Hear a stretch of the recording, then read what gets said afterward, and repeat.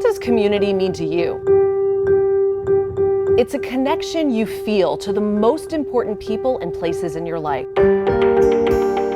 It's your home, so it's natural to be invested in what happens there. You want to know what's going well, but also what needs to improve.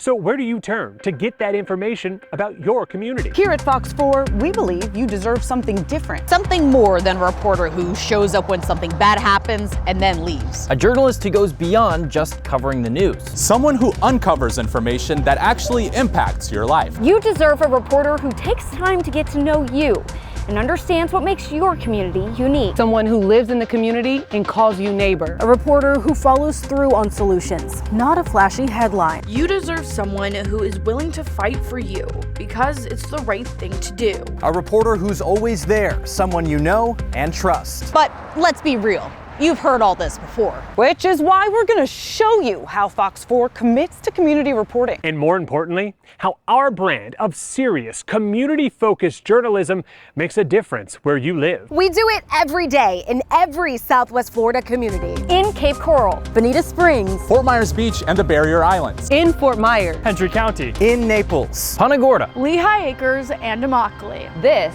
is Fox 4 News.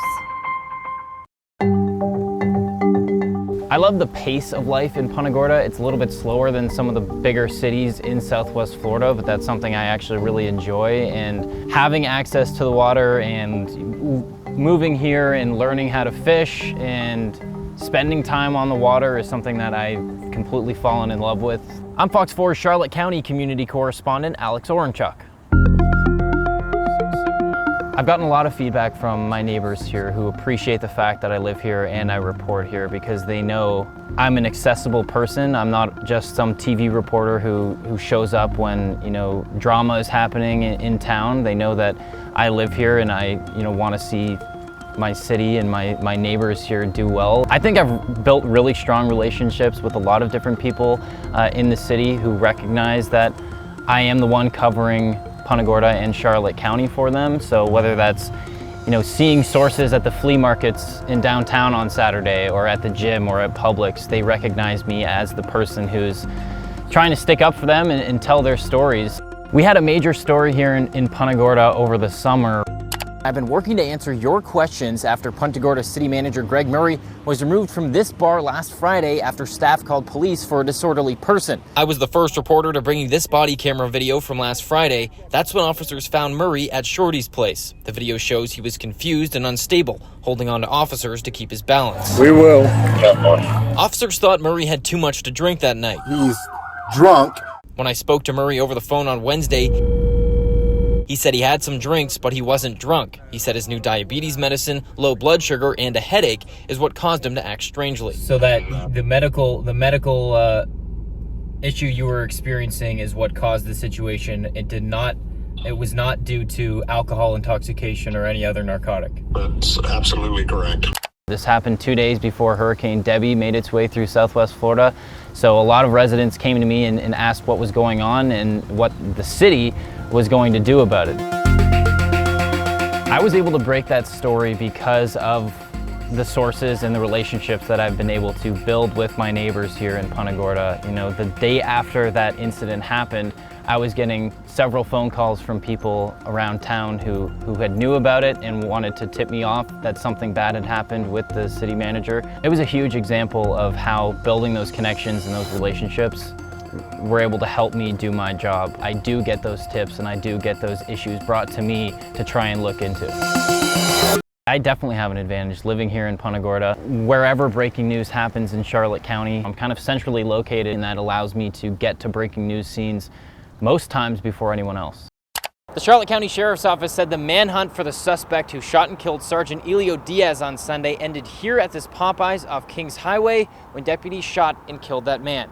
I was fishing with some friends at Lashley Park, actually, and I saw tons of police cars and ambulance and fire trucks going across the 41 bridge toward Port Charlotte. And I said to myself, okay, if traffic stops on the bridge, I'll try and find out what happened. And so sure enough, about a minute and a half later, the traffic stopped and I knew something terrible had happened. So I went to work trying to find out what had happened and ultimately learned tragically that Sergeant Diaz had been shot and killed at the Chevron just across the 41 bridge from where I was. Made my way to that gas station before any other reporters were there, and being able to start gathering news and information about what exactly had gone down. I saw him laying there. Pardo says she called 911 and ran outside. Sheriff Fromell said Diaz was taken to a hospital where he would later die. Pardo said she wants his family to know she did everything she could to help. I tried. I need them to know that I did try. I start communicating with our Fox 4 team, who starts distributing that information from me, the person on the ground who's actually at the scene. So we have real-time information going out to our viewers, keeping everybody informed. A lot of the stories that I report on matter to me because they affect me just as much as anybody else who lives here. So whether that's a city council decision or a county commission agenda item, you know, things that affect my neighbors affect me too. So it really kind of gives me a spark to do this kind of reporting and, you know, stick up for my neighbors with whatever issue that they're having.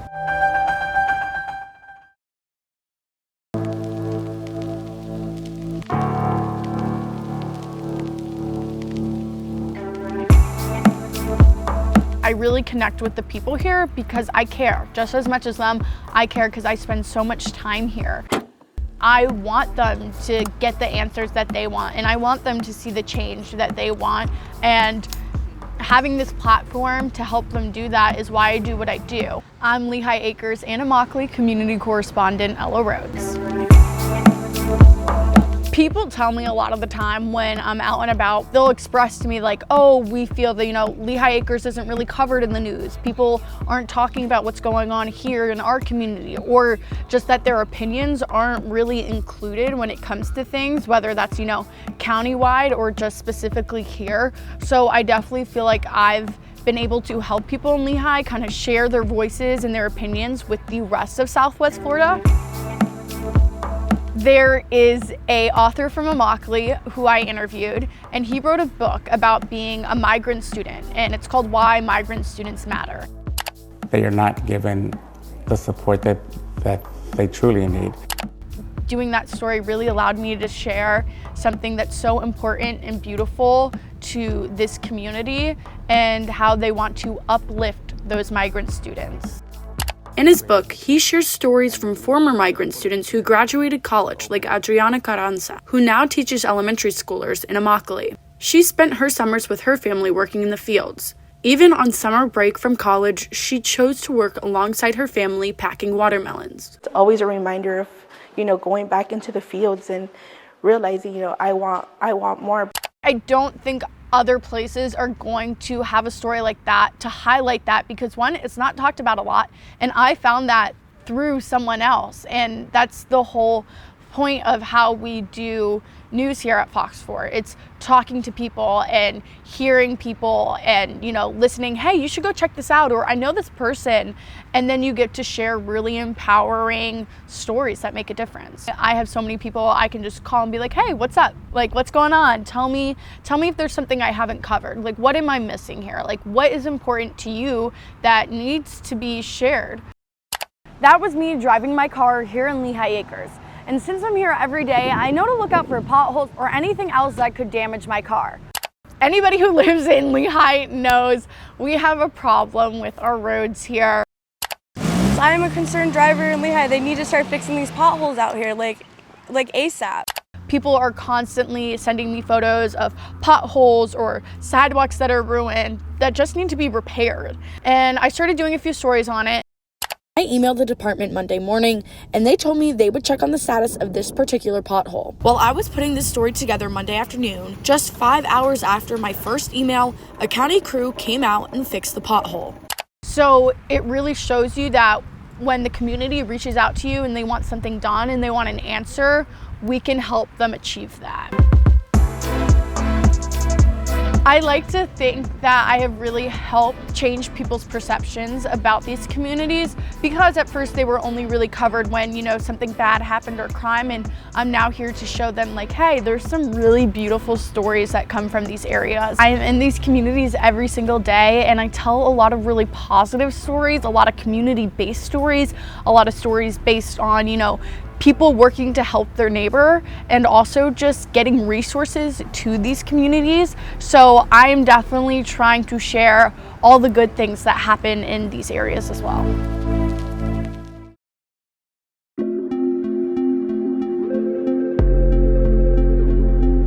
I remember visiting Sanibel and Captiva for the first time, and I was completely blown away by how beautiful it is here. To be able to work here every single day is such an honor. I'm so happy that I get to experience sharing the story of all of these amazing people here in this community. I'm Fort Myers Beach community correspondent Anvar Ruziev. Okay.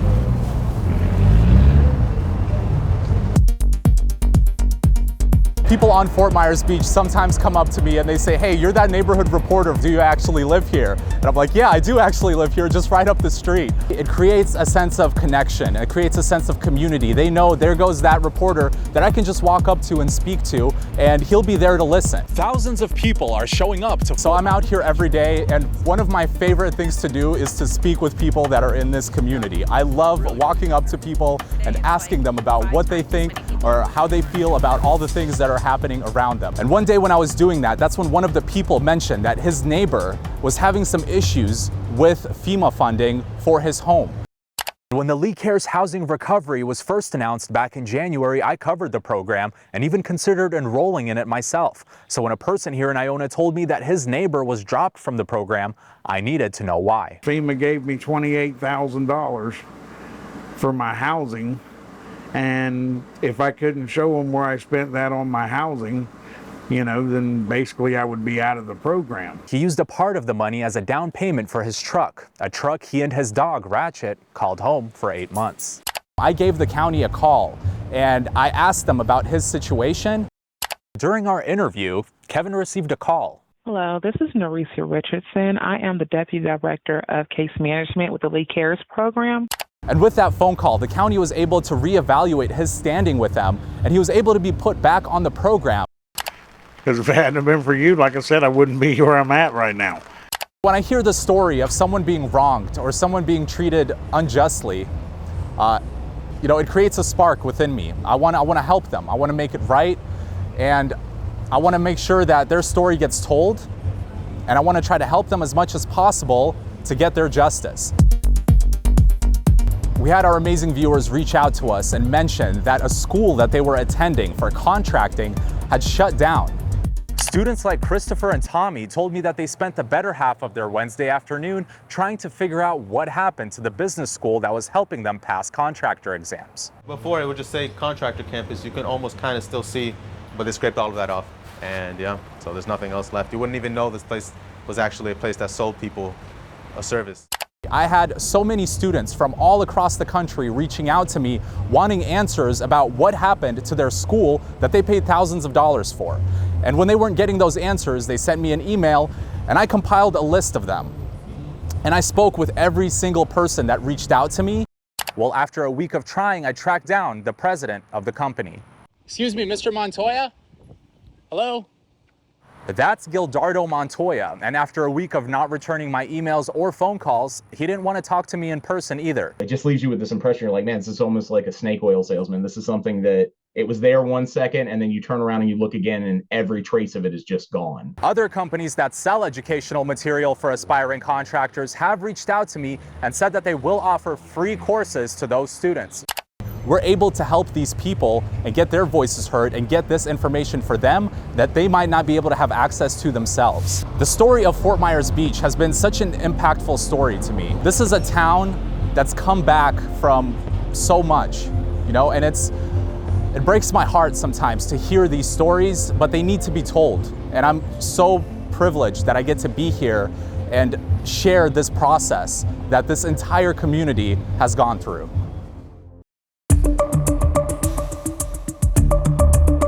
At the end of the day, I'm a woman of integrity first. Before being a journalist, I want people to know that whatever I'm doing, I do it because I'm passionate about it.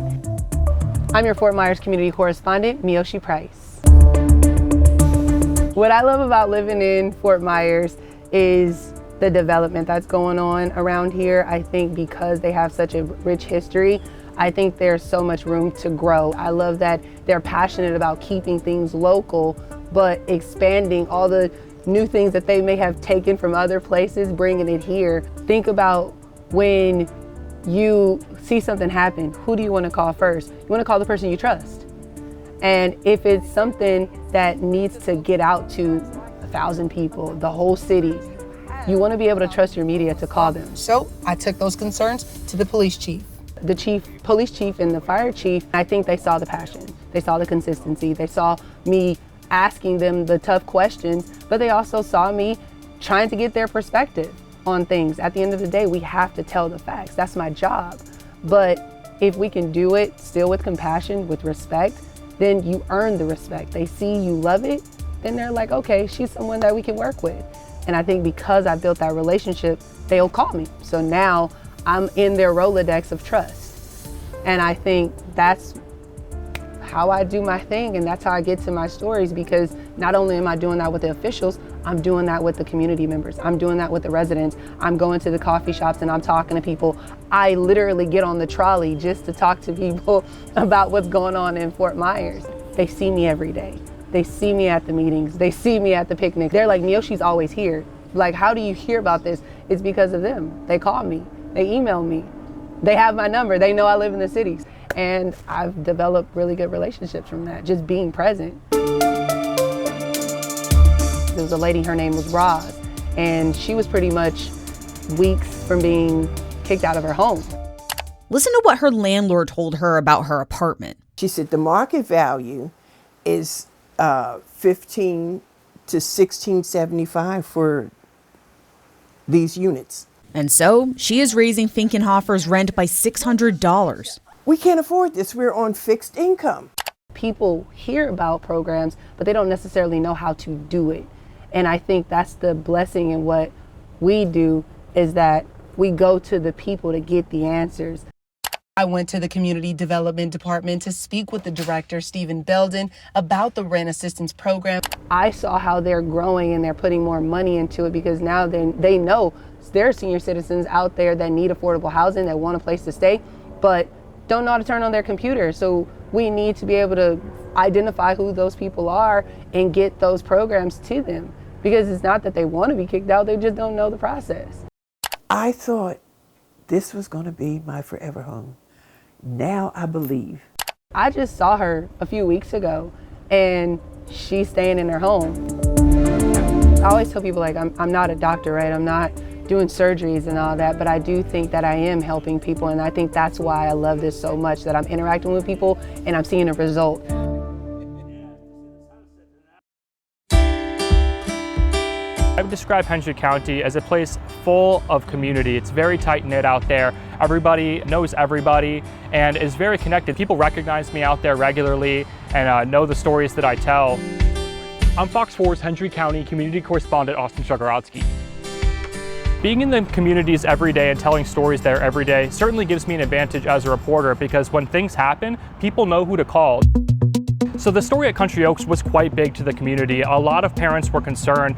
Officials found out a 10-year-old boy had ammunition in his backpack and had earlier bought a gun from another 10-year-old. You very well stopped the school shooting from happening at that elementary school. Our coverage was different from the other stations because of my connections there. We are in this community every single day. We have access that no one else has. Today, I was the only reporter to speak with the Hendry County School Superintendent. I was immediately connecting with the Hendry County Schools Superintendent, who I've had a great relationship with. It's another great example of the power of community storytelling. He has told me countless times that I'm one of the only reporters that he knows and trusts is going to come out there and tell a story in a way that really connects with the community and shows what's going on and shows all sides. So I got connected with him right away, and he told us he got us out there, got us connected with the head of security, and we're able to tell that story in a unique way compared to other stations in our area because of our reporting style. People really see the way we're embedded in the communities and call us first. I've done a number of stories about the safety of this road, Case Road in LaBelle. This was a really tragic incident where a 15-year-old was biking on the side of the road, and it was a hit and run that unfortunately killed him. I spoke with the family, and from that initial report, stayed connected with them. They believed that safety was the #1 concern on that road to really unfortunately led to their son's death. People always felt that speeding was a big issue. A few neighbors told me the road wasn't safe, that people drove too fast. Like if they're in a speedway. So I came back in October to spotlight a meeting Eduardo's family and the community had with county commissioners. They asked about getting speed humps and street lighting. We all have children, and we must make changes. And there was some change. In November, I showed you how the county installed these cameras, and people told me it was a step in the right direction. I am grateful to see them for the safety of the roads and safety for the people. And now, 7 months later, I'm back one more time. Hendry County Commissioners decided to move forward with a plan for street lighting and speed humps on Case Road. The change that we're doing is for the community, is for other families, and for anybody, you know. The role I feel like I played in that change was giving them a voice and them asking for these safety improvements, showing really how bad of a need it was there, and giving them a voice and telling their story, which ultimately led to the county approving speed humps, approving lighting, and really taking into consideration what they were saying. To feel like I've really established myself and become a part of that tight-knit community of Hendry County is very special when it comes to reporting, because it does lead to unique stories and people knowing who they can call and trusting me as a reporter out there. And that's just the beginning of our story. We have many more reporters in many more communities. When you watch Fox 4 and fox4now.com, you'll see the same people in the same places every day, forming real connections, making a real impact.